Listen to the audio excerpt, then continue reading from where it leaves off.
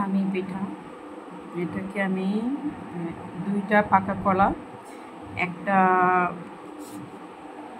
দুইটা পাকা কলার সাথে আমি 1 কাপ স্যামোলিনা নিয়েছি, সুজি, দ্যাট মিন্স আমি গুড় নিয়েছি পরিমাণ মতো লবণ সামান্য, তারপরে আমি নিয়েছি 1 কাপ নারকেল কুড়ানো, তারপরে কোকোনাট নিয়েছি নারকেল কুড়ানো, তারপরে নিয়েছি হচ্ছে পাউডার দুধ দিয়েছি আমি, সেটা হচ্ছে 2 টেবিল চামচ উঁচা করে, অ্যাজ ইউ উইশ, একটু কম বেশি হলেও কোনো সমস্যা নেই। তারপর গুড়টা তো নিয়েছি, সেটাও পছন্দ মতো যেটুকু গুড় আপনার প্রয়োজন, যে খেজুরের গুড়টা অবশ্যই দিতে হবে, সেটা অন্য কোনো গুড় না, সেটা যে কোনো লিকুইড গুঁড়ো দিতে পারেন, আস্ত গুঁড়ো ভেঙে দিতে পারেন। সত্যি বলতে এটাকে সুন্দর করে ম্যাশ করতে হবে। তারপর আমি পাউডার দুধ দিয়েছি 2 টেবিল চামচ উঁচা করে, আমি হাফ টেবিল স্পুন দিয়েছি হচ্ছে বেকিং পাউডার, বেকিং সোডা না, আমি বেকিং পাউডারটা দিয়েছি হাফ টিস্পুন, একেবারে পুরোপুরি হাফ টিস্পুন, মানে 4 চামচের অর্ধেক চামচ করে। তারপর আমি লাস্ট মাখালাম, হাত দিয়ে মাখাতে পারেন, যে কোনো কিছু দিয়ে আপনি চামচ দিয়ে, অন্য যে কোনো কিছু দিয়ে আপনি এমনভাবে মাখাবেন যেন সুন্দরভাবে মাখানোটা হয়। তারপরে আমি ঘি দিয়েছি 2 চা চামচ ঘি দিয়েছি, মানে 1 টেবিল চামচ ঘি দিয়েছি স্মেলের জন্য। দেন আমি এটাকে ম্যাশ করার পরে একবার হাত দিয়ে মাখিয়েছি, মাখানোর পরে আবার, বা আপনি সেটা হাইজেনিকলি যেভাবে যেটা করতে পারেন, এটা অ্যাজ উইশ আপনার। তারপরে ওটাকে আমি করেছি, কি বলে যেন, লিকুইড দুধ দিয়েছি কিছুটা, দিয়ে আবার মাখিয়ে রেখে দিয়েছি।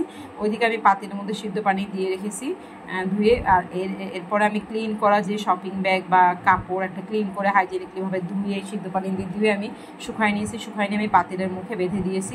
তারপর আমি একটু ঘি ব্রাশ করে উপরে জিনিসগুলো আমি গুঁড়া দিয়ে উপরে গার্নিশিংয়ের জন্য আমি কিশমিশ দিলাম, আপনি বাদাম দিতে পারেন, টুটি ফুটিয়ে দিতে পারেন, মোরব্বা দিতে পারেন, যেটা মন চায় সেটা দেবেন। দিয়ে আপনি উপরে একটা বাটি দেবেন ঢাকার জন্য, বাটিটা একেবারে ওই মাপে অনুযায়ী হতে হবে। ওই বাটিটা দিয়ে ঢেকে আপনি ওই উপরে একটা শিলপাটা হোক বা কোনো ভারী জিনিস দিয়ে ভাপ দিয়ে, মানে ভারী জিনিস দিয়ে ঢেকে দিবেন। মানে প্রথমে বাটি দেবেন, সিলভারের বাটি দিয়েছি আমি, ওই মুখটার যেই পাতিলের মধ্যে দিয়েছি সেই অনুযায়ী আমি এটার উপরে ওই সাইজের মাপের আমি একটা স্টিলের বাটি দিয়েছি, দিয়ে উপরে আমি শিলপাটা বা আপনি পাথর যেটা ইচ্ছা ভারী জিনিস দিয়ে চাপা দিয়ে দেবেন। আর অবশ্যই ওইটা মুখটা বাঁধা থাকতে হবে, আর একেবারে চুলার ফ্লেম একেবারে লো থাকতে হবে, এবং একই জালে একই ফ্লেমে একেবারে লো ফ্লেমে আপনি 1 ঘন্টা রেখে দেবেন চোখ বন্ধ করে। 1 ঘন্টা হওয়ার পর আপনি একটু দেখবেন হয়েছে কিনা, উপরে দেখলেই বোঝা যাবে, কাঠি দেন একটু ছুরি দিয়ে হোক, আপনি অবশ্যই বুঝবেন ফুলে যাবে কিছুটা। আমি তারপর আস্তে করে চুলা বন্ধ করে, আর চুলাটা কিনার যে কাপড়টা দেবেন ওটা অবশ্যই কোনা দিয়ে কেটে দেবেন, কারণ না হলে আগুন লেগে যেতে পারে। এমনভাবে দেবেন যেন কোনোভাবে আগুনের ছোঁয়া না পায়।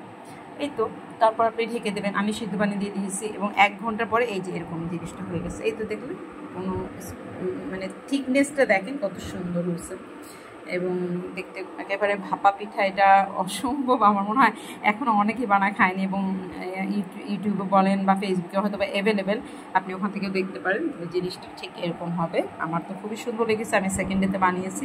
অবশ্যই এটা ট্রাই করবেন, বিকজ অফ খুবই, যারা পিঠা খায় সবার জন্য ভালো লাগবে। পিঠা খায় না এমন কেউ নাই, সেটা ফরেন কান্ট্রি বলেন, বাংলাদেশে বলেন, আমাদের দেশে বলেন, যে কোনো জায়গায় অ্যাভেলেবেল। এবং এইটার স্বাদ যদি একবার পাবেন, অবশ্যই এটা বলে কিশোরগঞ্জের পিঠা। আসলে আমি তো ঢাকায় বসে তৈরি করতেছি, তো কিশোরগঞ্জের পিঠা হলে কী কথা, আমি যেহেতু ঢাকা থেকে এটা বানিয়েছি, সো এটা ঢাকার পিঠা আমার কাছে। স্পেশালি পিঠা বলে যেটা আপনি জানবেন সেটা সেখানকারই পিঠা। স্পেশালি আসলে কোনটা কোন দেশ সেটা আমি বুঝি না। আপনি এখানে বসে বানিয়েছেন, দেন এটা এখানকার। আমি এটা কোথাকার পিঠা ওটা জেনেও বানাইনি, আমি দেখেছি, বানিয়ে ফেলেছি। হয়তো এটা যখন প্রথম ইনভেনশন হয়, সে হয়তো কিশোরগঞ্জ থেকে ইনভেনশন হয়েছে। আমাদের একটা ডিস্ট্রিক্টের নাম, বাংলাদেশের একটা ডিস্ট্রিক্টের নাম কিশোরগঞ্জ, ওখান থেকে হয়েছে ধামি পিঠা। নামটা অনেক সুন্দর, না সুন্দর আমি জানি না, বাট পিঠা খেতে অনেক মজা, মাশাআল্লাহ, very delicious and ready to eat. আমি এখন কাটবো, কেটে কিছুটা খেয়ে আবার রেখে দেবো ফ্রিজ আপ করে। এই তো শুকনো একেবারে জিনিস, সেটা আপনি অনেক দিন রেখেও খেতে পারেন। অনেক দিন বলতে আপনি বেশি দিন তো আর রাখবেন না, এটা শুকনো পিঠা যেহেতু এমনি খেতে পারবেন। Thank you so much watching this. আমার পিঠাটা আপনারা দেখলেন, এবং আমি চাচ্ছি যে যদিও আমি কোনো পেজ খুলিনি, কিন্তু আমি এই পিঠাটা যাচ্ছি সবাই দেখলেও ভালো লাগবে। আর আমি আসলে যে কিছু বানানোই চাই, যে একটু সবাইকে নিয়ে মিলেমিশে দেখা, খাওয়া, কি করব, ভিডিও বানাচ্ছি, বানানো যেন সবাই একবার বানায়, সে যেই হোক বানায়। Thank you so much. আল্লাহ হাফেজ, ফি আমানুল্লাহ।